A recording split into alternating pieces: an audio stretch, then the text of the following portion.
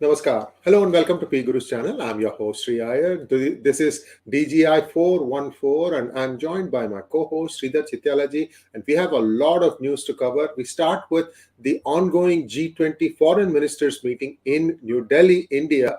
Sridhar ji, take it away, sir. A lot of things happening in India. Namaskar. Namaskar, good morning to everybody. Well, lots of things happening, as you would expect when an assembly of all global leaders, especially notably the foreign ministers, meet. So I think the first and foremost message is that Modi delivers a very clear message to the world. The multilateralism has to work.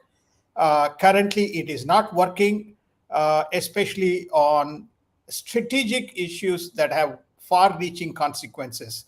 Most notably, I think he's alluding to Russia-Ukraine situation, and then, of course, the Chinese situation in the South China and around the Asian region. So I think he's saying, well, come on, guys, we have to sit together and work and sort out these issues. There's no point in assembling and meeting when we don't have a framework to address. I think it's a very clear and specific message.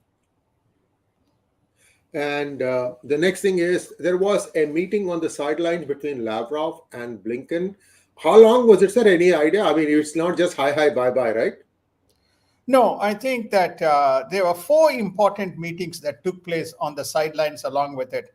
The Blinken-Lavrov meeting was for about 45 minutes, along with the officials from Russia and officials from US. Obviously, there must have been some candid discussions around, the way it needs to be resolved. So obviously, they were going at each other. That's fairly evident. I don't think anybody liked Vladimir Putin's statement that, Europe has nuclear options, and so we need to look at nuclear deterrence. I don't think that went down well as a whole. So you have US view, you have Russian view, both kind of arm wrestling. I don't think much came out. The fact is that they did speak, I think, so that's a very positive development. The second one is the India-US meeting, and which seemed extremely cordial. And the focus was around, three specific areas: how US and India can continue to expand the bilateral relationship, which is actually a very positive development especially around the Biden period. People expect it to be lukewarm, but it has changed quite dramatically. The second thing that they touched on is how they can work together to resolve the Russia-Ukraine situation. And so therefore, I think Blinken went ahead and made a statement that he's counting on India's help to see a resolution. And the third, this is the common thread between India and US now, which is namely the threat of China. So therefore, they say that we cannot slacken. We have to keep our attention. And so therefore, that's an area where we need to focus. So these three topics were covered between Blinken and the External Affairs, Dr. Jaishankar's meeting. There was also then the for Chinese foreign minister, the new Mr. Qin Gang with External Affairs Minister. That also seems to have, obviously the focus of the discussion was around the border issues. Lo and behold, today I saw, one day after that meeting, the Indian Army put up a photograph in Galwan Valley where the Indian Army people playing cricket. So saying, hey, you tried to take a look what's happening. So I think there's a clear message going from India to China on this specific issue. So there were other meetings, but I'll pause for a second and then I'll let you kind of share your thoughts. Sridharji, please touch upon the upcoming state visit of Narendra Modi to United States. A state visit is a lot more formal. There is a protocol involved. So talk us through that part, sir.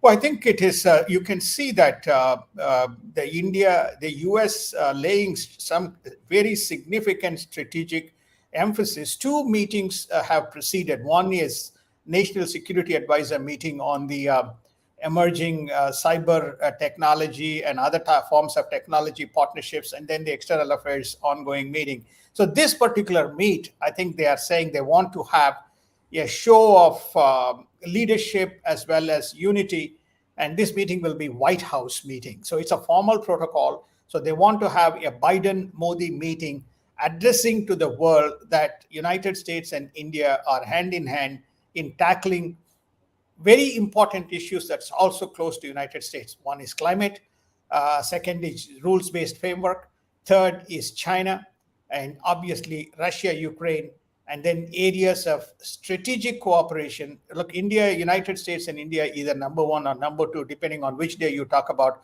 as a bilateral trusted trading partner. Has a date been fixed, sir? I think it's September, October. Okay. So around the UN General Assembly, probably before or after, something like that, probably. So, because usually September is when the UNGA happens, sir. Correct.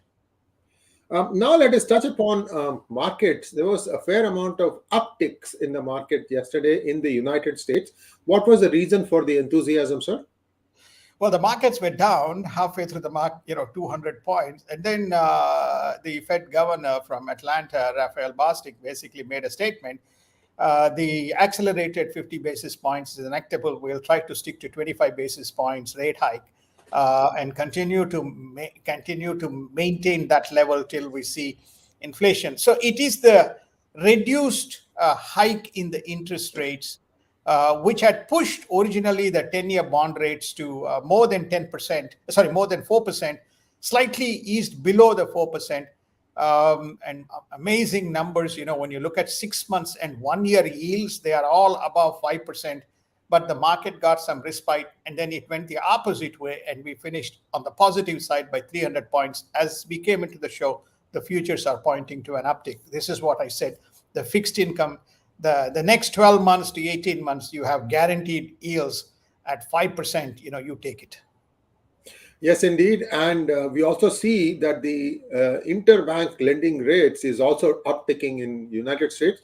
So, so at the pump, meaning like if you go and get a mortgage loan today, are we looking at 7%? That's been like 15, 20, 25 years ago, sir.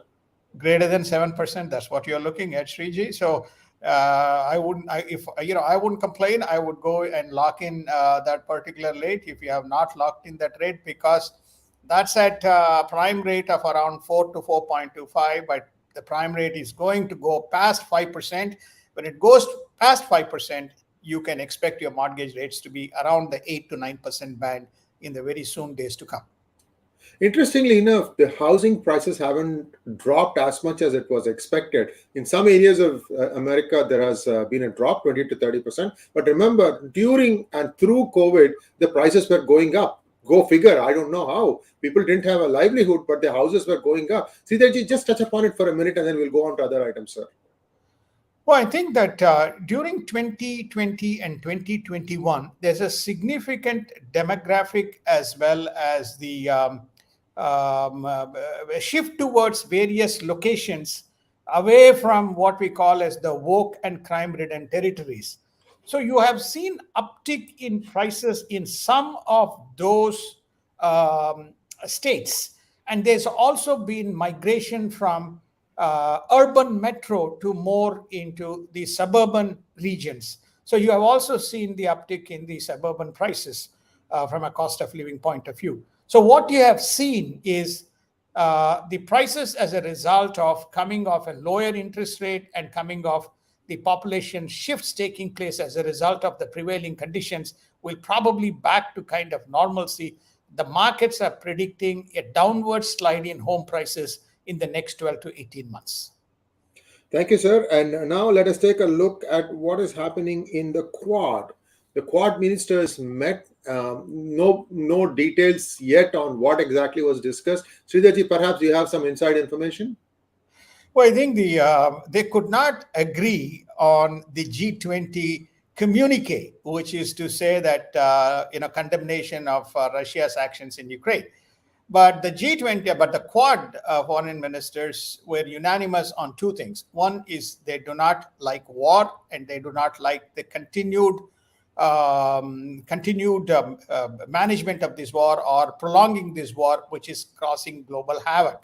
But they didn't stop there. They went on to say that nuclear threat is not an option that any nation should exercise post what we witnessed in the disasters that we have seen around the World War II. So I think that that was a much stronger statement that came out from the Quad foreign ministers who are present, who are unanimous and united in their views around this sustained war and nuclear threat. Viewers, shout out to all of you to like this program. We would like to see a lot more people watching this because we are about to give you some sensational stuff. Please do like this program, and once the likes go up, automatically the search engine, the YouTube engine starts kicking into higher gear. So I hope you can do that, because the next information that I'm about to read is going to blow your socks off. Sridharji, India and Australia are signing a framework mechanism for mutual recognition of education and skill qualification. This is a big deal, sir, because it makes the jobs market go much faster, fluid both ways. Well, I think that first and foremost, if one has ever migrated to Australia, they have a very structured process. It is what is called a formal skills-based program. They have a list of skills in demand which they can't find. So if you happen to have the qualifications which the Australian High Commission certifies, goes to the Canberra, gets certified, and then you have those experience in that specific areas, then it's a fairly straightforward migration process. And that has worked for Australia for a considerable. So now what they're saying is they're going to standardize both education and skills framework so that there is a seamless kind of flow of population and much easier rather than the smaller set of numbers that usually go on a very stringent basis. So it's a very big deal from the perspective of attracting talent and bringing skilled people into Australia. And now let us take a look at some India news. First off, Apple's iPhone maker is going to be setting up a $700 million iPhone and supplies manufacturing plant at a 300-acre site near the Bangalore airport in a shift from China. This has been going on for a while. The choice of location is very interesting. Now, people are beginning to expand to the north of the already north located Bengaluru airport, Sridharji. Well, I think the Bangalore, if you have been to the airport, there's a lot of expansion taking place around that area. And the fact that they have now set up, this is the largest Foxconn manufacturing plant which is coming up in India, a $700 million plant, which will make both iPhone as well as the adjacent, what you call as the spare parts and other supplies. Remember, we covered the issue of the iPhone 11 cables and other supplies plant being disrupted in Tirupati, in Andhra Pradesh, because of a fire that seems to have been restored, and people are trying to get it back into production. But this is a very major development. And Karnataka, which is emerging outside of Gujarat and probably UP as biggest state expansion of foreign participation, especially in the high-tech electronic industry, including semiconductor fab. Of course, Tamil Nadu has been also receiving good amount of influx of manufacturing, especially auto, into Tamil Nadu. And you have seen in Andhra Pradesh a significant amount of investments being made by both domestic and foreign companies around the heavy industries like steel and alternate energy like solar, etc. plants. I'm told that there's also going to be this hydrogen, natural hydrogen facility that is being contemplated between Hyderabad and between Andhra and Gujarat. Thank you, sir. And now let us take a look at the 6G development. India is the third largest country for 6G development, and standardization says Nokia ahead. Nokia is now part of Microsoft, isn't it, Sridharji? It is. So Nokia has been trying to expand its lost footprint in the so they've shifted from being a handheld manufacturer to much more networks and network related technologies.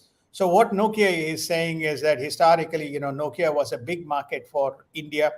I can go back to 99, 2000. If you go to Finland, there'll be a lot of tech Indians, working in Helsinki, which is where the Nokia headquarters was.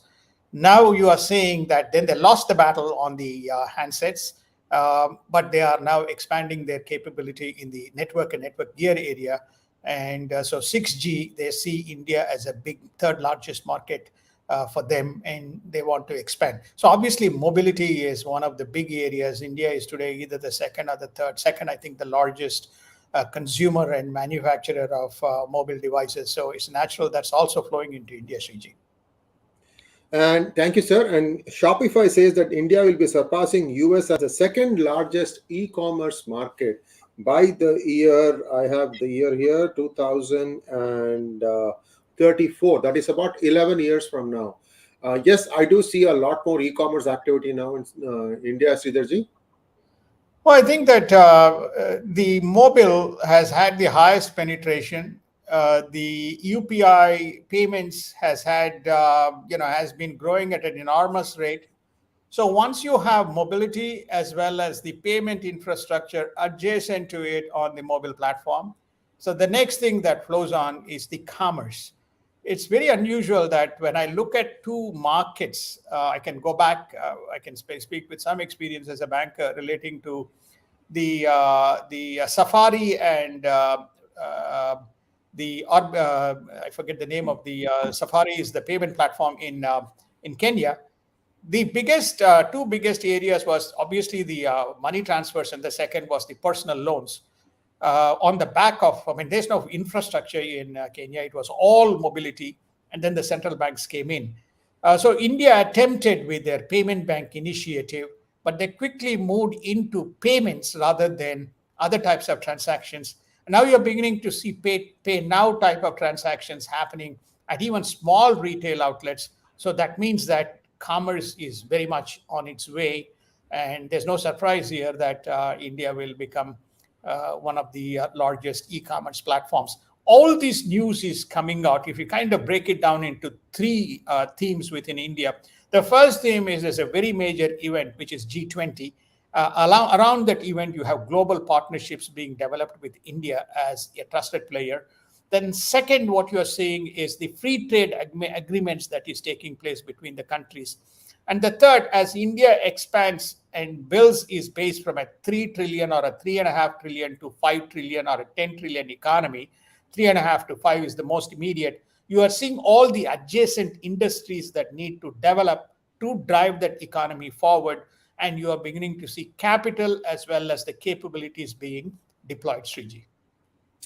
Thank you very much, sir. And the apex court in India, the Supreme Court, has appointed a 6-man committee to look into the Adani stock allegations. By the way, yesterday the stock looks like it hit the upside trigger point, and they actually had to stop trading in Adani stock. Interesting, sir, that SEBI says we need to have a 6-man committee to, kind of probe what SEBI was doing. Supreme Court appoints a 6-man committee to look at what SEBI was doing, acts of commission and omission. And the Adani stock is actually shooting up. I'm surprised. Now, firstly, Sriji, I just wrote a small 1-paragraph piece. I'm extraordinarily surprised. Have you ever seen in the United States, we had 1999 crisis, we had 1980s home loan crisis, then we have 2001, SNL, 2003 corporate crisis, this is WorldCom and etc.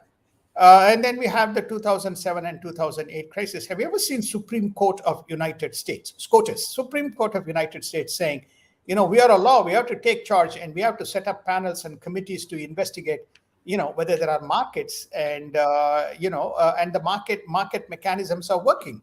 Now, just very similar to United States. United States has got two. One is Securities Exchange Commission, which deals with markets and market regulation.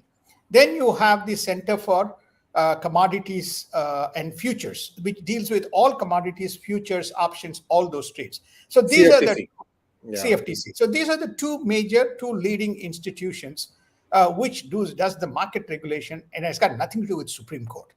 India has very similar an SEC and as well as the They have just established the Futures and Commodities Committee as well. So if that is the case, is it not the SEC which is looking into this? And SEC has to supply data to some judges who are not market regulators, nor who are supposed to adjudicate whether SEC is doing a right job in terms of its market mechanism. If that is the case, why not they do daily monitoring of the stock market and have the surveillance triggers right into their courtrooms, so they can say, oh, there is an abnormal volatility, so now let us form another panel. Okay, we should form another panel because Constitution says this is what it is. I'm not an Indian constitutional expert, but it just looks like an absolute bullshit that is being when to Modi should have addressed this in 2014 and 2015, which clearly says that when you have these kinds of issues, the epicenter of capital is Bombay. So you should have very similar to the New York Manhattan District Office, New York Attorney, Manhattan District Office, New York District Attorney Office, which is the arbitrator for any of these issues. They should have had something like that, which steps in and looks at this. No. You have to go to Supreme Court. You have to appoint a committee, and that committee has to be given data by SEC, and then they will begin to give this data to the judges. Then they will determine what they need to find out. Now, I'm asking, I mean, my head breaks. I'm an ex-City banker, I'm an ex-JP Morgan guy, and so on.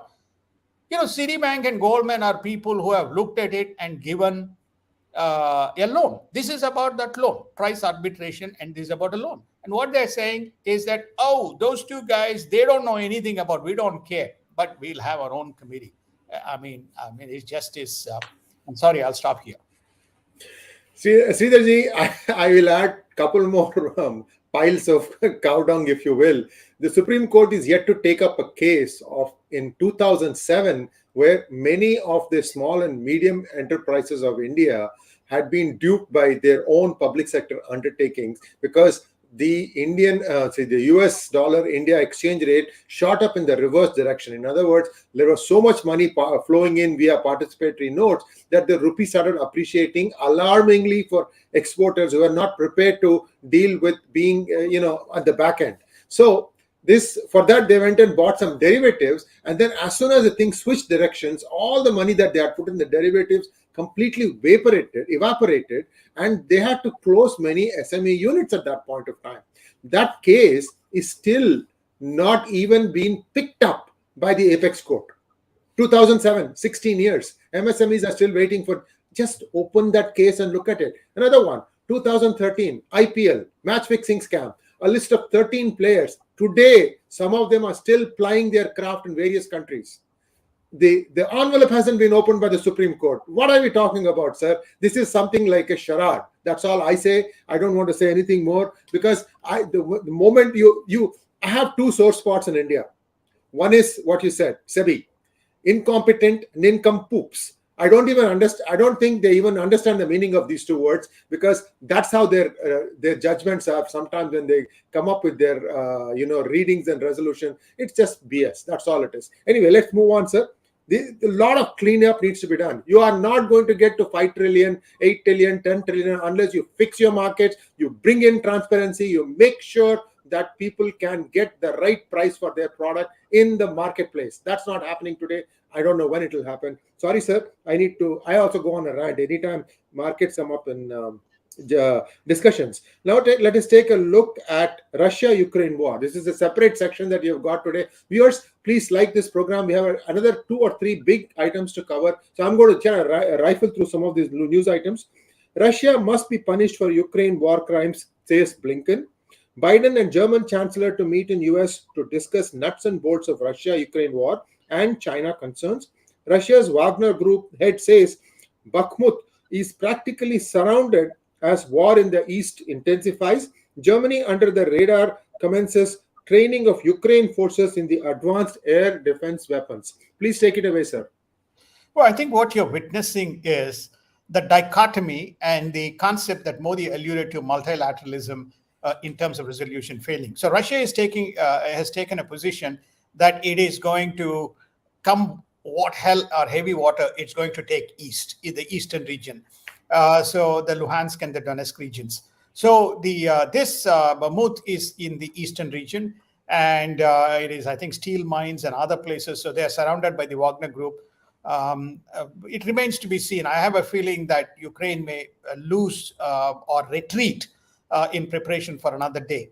While this goes on, you can see now how quickly Germany has altered its position. Remember, Olaf Scholz visited, German's chancellor visited actually China, and we covered this in DGI and discussed as to how to kind of work together. Now, the German chancellor is telling the Chinese, do not aid Russia, but work with Ukraine on a peace plan so that there is a resolution. German chancellor is also working with United States to make sure that there is both arms on one side and trying to get a peace on the other side. What Vladimir Putin is saying is, you guys are talking about your side of the story. I have my side of the story to sell. You want war crimes? We have enough evidence to prosecute the Ukrainians on war crimes in terms of what they have perpetuated in the East. So how do you see a resolution to this when you have two entrenched parties with their own set of data, Sriji? There is no outcome. So Russia, Ukraine as a separate section will continue because it has got catastrophic consequences to supply chain and the world. And, therefore, we'll continue to address this with the hope that we will see a resolution very soon on top of the inflation issue that we are dealing with. And in US news, President Biden says he will visit East Palestine sometime in the near future amidst growing pressure. This is the place where that gas leak took place, where people have still not been allowed to come back home. Sridharji, what is the latest on this? Well, the latest is that they are slowly trying to restore normalcy. But the fact is that millions of barrels of water has got contaminated. The soil is contaminated. How deep the toxicity of the impact of the toxicity of the spill is yet to be ascertained. And for whatever reasons, both Mr. Pete Buttigieg as well as Biden, are very reluctant to address this issue. And there is a clarion call from the community for Biden to come in and at least to give the words of touch. And now the Republicans are saying that all that is Republican territory. So that's why the Democratic president doesn't want to visit. It's very astounding that we have not seen this type of an incident where a US president has not gone to a place of such profound disaster.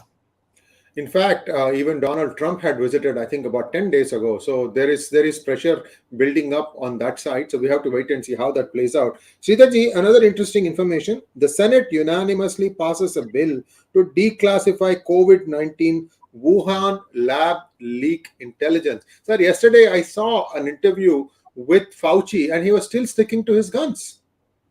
Fauci is not going to change. CDC is not going to change. So what you're going to find is once they declassify these documents, obviously Energy Department has released, as obviously the FBI has released, Chris Wray has released the data. So once they declassify the documents, we're going to come to know as to what exactly was going on and why these people were reluctant to share the information. So I think it's good in the public knowledge that this comes out. What is already known, what's already whispered, is now will come to light. Well, they have 300 such labs all over the world. So United States, it's the responsibility of United States, which created these labs, to make sure that nothing hanky-panky is taking place in these places. I don't see any mention of anything here on this. So we have to wait and see whether they pick it up from DGI and tomorrow somebody talks in the Senate or the Congress. Then you know that they're all watching. You are watching, aren't you? So next, Senate to investigate the intelligence report that deliberately sidetracked the Hunter Biden laptop media story. Yeah, suddenly that has gone out of sight, sir. What is going on? All these things are going on, sir, except that we just have enough bandwidth to cover all the news. So I think this Biden laptop story is going to resurface. They're going to declassify the documents. They want to go after the intelligence officials, subpoena them, and find out who asked you and why did you hide this information and why did you direct the media to suppress this information. So that's going to come out, Sriji. I hope so, sir. I mean, see. We were one of the first ones to say that a hidden hand is running this Biden administration. Even more so now, we stick to our guns. Say the hidden hand is still running this administration. Biden's physical health is okay. What about his mental health?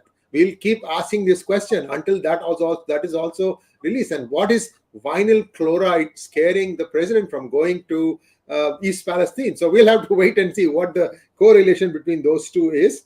And now let us take a look at my phone is also playing hooky today. House Republicans also introduce a bill to combat foreign espionage and influence on college campuses, most notably by the Chinese Communist Party. This should have been done 15 years ago, Sridharji. This should have been done 15 years ago, but Sree, if you go back to 2008, 2009, around the time they started to perpetuate. So you have significant amount of footprint of the CCP within major universities and schools. There's a lot of cross programs that happened between China and the US schools. Now it is very profound within even Ivy League schools. So the institutions have become what you call as the vestibules of Chinese advocacy. They are very successfully used by the Chinese government. We again covered in DGI, a database comprising of more than 3.6 million names who are in positions of power within various countries and in very strategic areas. These educational institutions are most notably the centers of conversion and covert activities. So I think, again, it's good that the House, which is now under the Republican control, is taking it up as a bipartisan. Now, the Democrats are joining in many of these committees, recognizing, elections are coming, as well as there is much at stake for United States and for themselves. Now, it turns out that marijuana is being grown right inside the United States. Here is an interesting news. Are the Chinese and Mexican nationals largest growers of indoor marijuana plants in the nation's largest county, San Bernardino? The local sheriff department confirms the reports. For those of you who may be curious, this is the county that gave us Richard Nixon. Over to you, sir. Well, I think San Bernardino County in the greater Los Angeles area is a fairly large terrain. Now, people have been saying, remember marijuana got legalized, right? So where is it growing? They found out, because there is an enforcement process if you are doing illegal kind of growing. The sheriff enforcement department is now reporting 85%, over 85% belongs to these two, and they're all being grown indoor within. And vast number of them are not Americans, but they are Chinese and Mexicans within this community. And it is a very revealing news. Like this, we are swept under a vast plethora of news that is happening in United States, and much of it has been submerged, but slowly beginning to come out. And, it's a cause for great concern if you happen to be a US citizen. And we just have a couple of news items before we wrap up. In Asia news, Philippines defense chief tells United States base deal is not aimed at war. Japan to unify self-defense forces data into a unified central cloud. So Japan and Germany, these are the two nations which kind of demilitarized after the Second World War, are now beginning to ramp back up, Sridharji. Indeed, I think that it's a reinforcement that Japan is. We have covered quite a few Japanese items in the last few days. You can see that the self-defense forces are organizing themselves in anticipation, in preparation, should there be a threat of war from China emerging in the East China Sea and South China Sea. I'm going to read a news item, but before that, I'm curious. How many of you know the name of Singapore's foreign minister? If you know it, please write in the comments. I'm not going to say the name until the end of the program, and I'm just going to read out the statement. Let's see how many of you know who it is. Don't Google. Be faithful. Be honest. US and China need to engage completely and comprehensively to de-escalate tensions, says the Singapore foreign minister. Sridharji, don't say the name. Well, I think that Singapore is the epicenter of trade and commerce after the absorption of Hong Kong into mainland China. So there's a growing concern that they are also the leaders of the ASEAN, and they're saying with a clear voice, guys, you need to just, this is following what Prime Minister Modi has said. You need to sit down and speak. War is not a choice, and you're not going to get anything out other than disaster being have reaped on the nation. And many people here are livelihood depends on the day-to-day stuff. And this is, they don't fight the war here, it'll cause havoc in the economy. Singapore can be called as the Dubai of the Orient, or Dubai can be called the Singapore of the Middle East, whichever choice you take. But we are still not going to disclose the name. I don't see anybody mentioning anything. So let's move on. We will say it at the end. Other world news: Israel slams dangerous socking of two Iranian ships. I think it is docking. I don't know. You can tell me, sir. In Brazil, UK seizes smuggled Iranian weapons in the Gulf of Oman. I'll stop here, sir. Please go ahead. So I think there are three important. Iran is the other major news item is Iran. Two, the Iranian Revolutionary Guard ships, managed ships turn up and they dock in Rio de Janeiro port in Brazil. Lo and behold, not too far from United States. Why do they dock? They're military ships, and why they've been allowed to dock? Well, you can know that when Bolsonaro changed, we have Lula. Lula is very sympathetic, left communist guy. So these why are these ships? What is the purpose? What are they doing there? So rightly, the question has been raised. There's also been a number of interceptions of the Iranian vessels, both across Gulf of Oman and other places, where they have seized military equipment and other types of machinery. The question is, who are they supplying to? Where are they going? While Iran continues to deny it is giving drones to Russia. Then the third, the much discussed topic is nuclear. Iranian nuclear ambitions. Nobody is bothered, but IAEA wants to resume discussions with Iran on the nuclear situation. So we have another subtle volcanic point developing around the Iran Sree, and these things are all kind of bothering. Thank you so much, Sridhar ji. And the name of the Singapore's foreign minister is Vivian Balakrishnan. I'm surprised nobody even looked up Google. Come on, guys. I would have expected you to be at least cheat a little bit. Anyway, it's an important thing because as we see, more and more people of Indian origin are occupying high political spots. And this is a very welcoming sign. India always has had a very good balanced approach to life. And let's hope that this continues and that continues to benefit the humanity. Sridhar ji, thank you so much, sir. We covered a lot in a 37-minute window. Thanks once again. We'll be back again next Monday, bright and early. Namaskar. Namaskar. Have a wonderful weekend.